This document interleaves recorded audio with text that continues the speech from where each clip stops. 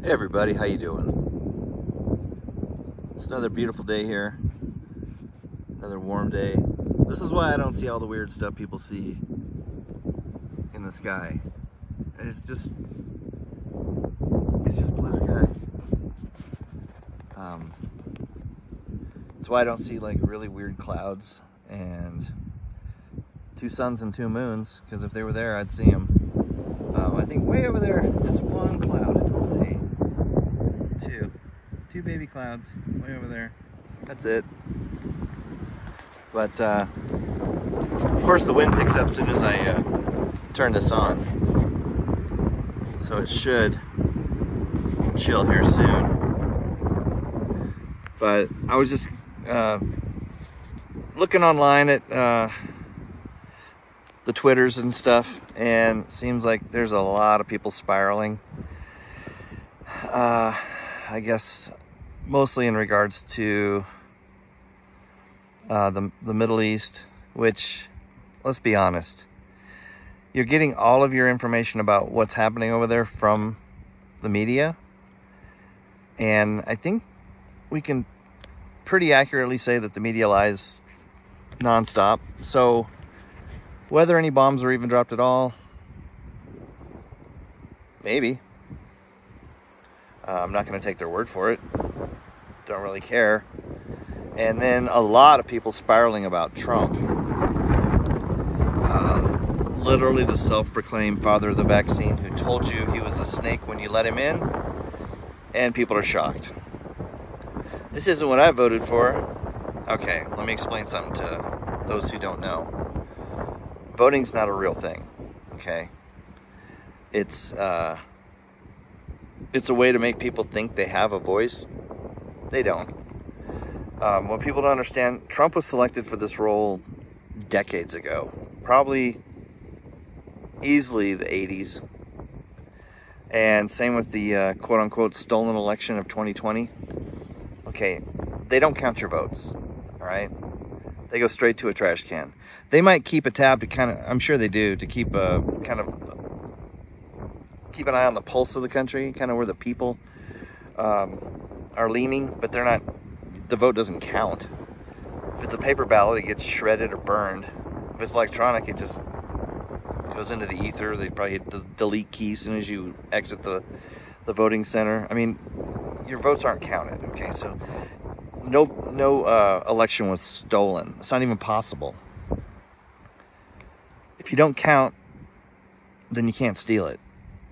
It was set in stone. He was supposed to skip a term. The world had to be where it's at now in order for him to come in and do the next part of the narrative. And like all the impeachment hearings, the trials, the pew attempt, all scripted, none of it's real. He never went to court. Are you kidding me? Look who this guy is. He's not going to court because some lady said he violated her like in a dressing room in a department store 15 years ago or whatever. I mean, people have gotten so stupid. It's unbelievable what they'll believe. But yeah, I mean, if they had to have the AI where they wanted it, they had to have, all these things had to be in place. Did they realize at some point, like, we're not going to have enough time between 2016 and 2020, because then they had the pandemic and everything. I think it was all part of it ahead of time. I don't think that they realized he had to skip 4 years. I think that was already in the works. And then they made it look like everybody was out to get him during those 4 years, so that they built this sympathy for him. And then they put in a ridiculous president who, like, I think most people would have voted for a turnip instead of Biden or Kamala. I mean, give me a break. So they spent that 4 years making a mockery of the presidency, if that's even possible, so that Trump was the clear choice. So when he wins, quote unquote, people can't say, well, he stole the election from Biden, or I mean, I guess it would be camel toes. There's no way that anybody would be like, Trump stole it. Because your choice was basically like South Park laid this out pretty well years ago, where the election was between a douche and a turd sandwich. So you're just choosing the one that's the obvious choice between the two ridiculous choices you have. So this was all scripted. Trump's very egotistical. So of course he can't help himself. He had to tell you that he was a snake. He had to tell you that we would be the best friend Israel's ever had. You just got to vote him in, man. Just vote for Trump and all your problems will go away. You won't have to pay taxes on tips anymore. Okay, well, that hasn't happened, and that's probably the easiest thing he could do. Just scribble his name on an executive order. No more taxes on tips. Okay, and has he done that? No. Did they audit the Fort Knox? No. Nothing he said he was going to do. Nothing. But he has done things he said he wasn't going to do. How he was going to be the president of peace. And no more conflicts in the Middle East. Well, how's that working out for everybody? The Bible says when the Antichrist comes in, it'll be peace, peace, and destruction. So, he gives the illusion of peace, and then boom, pulls the trigger. I don't think we've seen anything yet. I think they are testing the water phases where they'll do one thing or say they did it. Who knows? We don't have any idea whether anything blew up in Iran. There's zero proof. You just have to take their word for it and kind of see the reaction. The reaction I've seen about how people are just really down on Trump now with his ego and stuff. He could go either way. He could chill for a little bit and let people calm down and then, go right back at it. Or he could double down and be like, well, oh yeah? Screw you. I'm Trump. Do what I want. Who knows? I don't care. The Bible says 365 times in it not to fear. If you know what's coming and you are a disciple of Christ and you follow God's laws and you obey, what do you got to worry about? What's the worst thing that could possibly happen? You're sent to go be with Christ for eternity? Oh no. I mean, it's ridiculous. I mean, this world is not here. It's beautiful here. I'm having a great time. I saw all these people talking about how they're sick of life, how it's just, they're done. How do you handle adversity? How do you handle this and that? It's like, I don't have any of those things. Life is awesome. It's disheartening to see all the people who have been deceived and bought into nonsense, and it basically rules their life. And they put all this focus and energy on nonsense and believe lies. That's not cool. But yeah, I think the world's a beautiful place. They can crap all over it as much as they want, but it's still God's creation, and you're not going to, it's going to be in pockets. Yeah. If you're in Los Angeles or New York or something like that, yeah, life probably is a nightmare. I get it, but that's a choice. You don't have to be there. You don't have to participate in their games. You don't have to be part of the Matrix. But, if that's what you choose, then understand the outcome is going to suck. But, so I was thinking about, how I feel about clouds. I got another one. When you're not living in absolute chaos and everything's a struggle, you can think. Your mind can expand, and you can, things that, you've probably seen a million times in your life, and it never dawned on you to question it. Now, this one is kind of new. I just thought of it, recently, came across it, and started giving it thought. Don't really have an answer yet, but as weird as clouds are, and how I don't believe it's what they tell us, I now feel the same way about waterfalls. Waterfalls make no sense. And the easiest way to wrap your brain around this is just ask yourself, where's all that water coming from? And I think probably the best example would be Niagara Falls. 24/7, 365, that water is just thundering over that cliff. Never stops.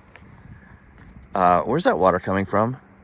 And whatever the source is, why has it never run out, slowed down, dried up, come back?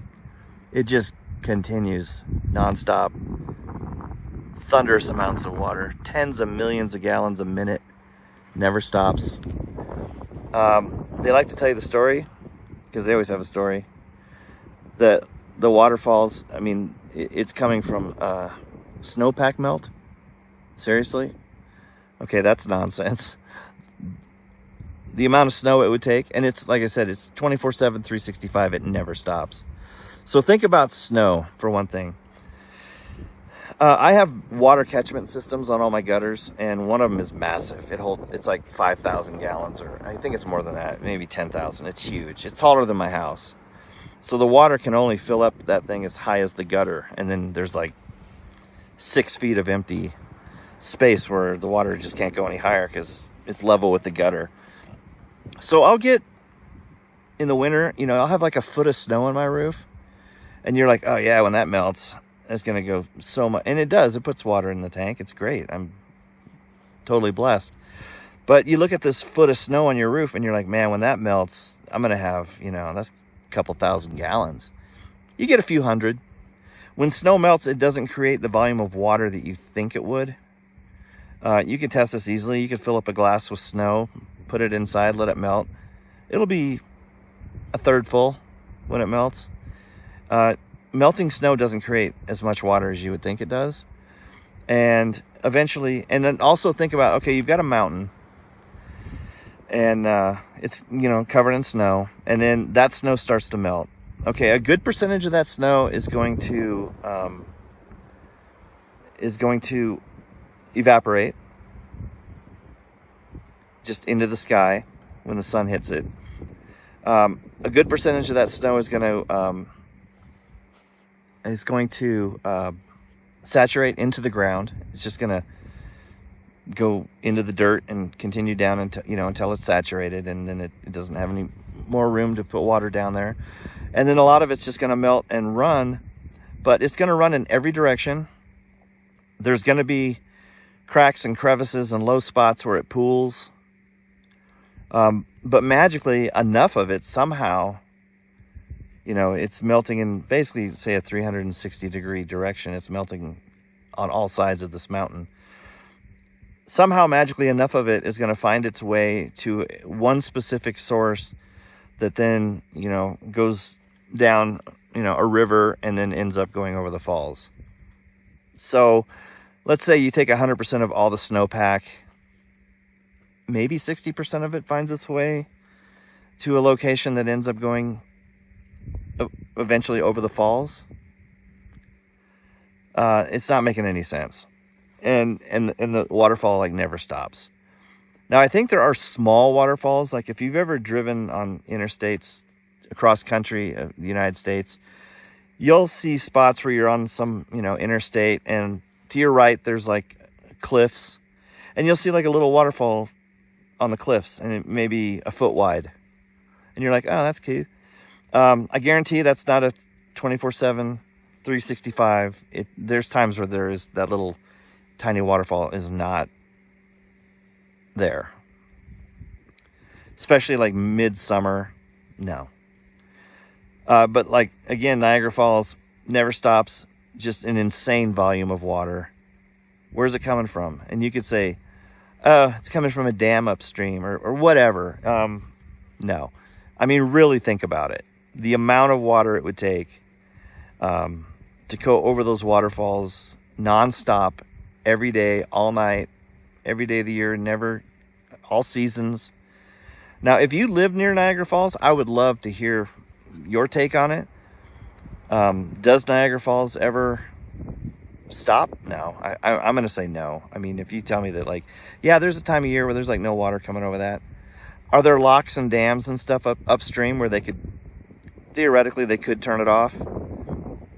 Probably, but do they? Not that I'm aware of. And what's the source? Where's it coming from? Even if you say like a reservoir, okay, if there's that much water coming over that waterfall nonstop every second of the day, every second of the year, you're gonna reach a point where you're just, no, it's not gonna just keep producing that much water.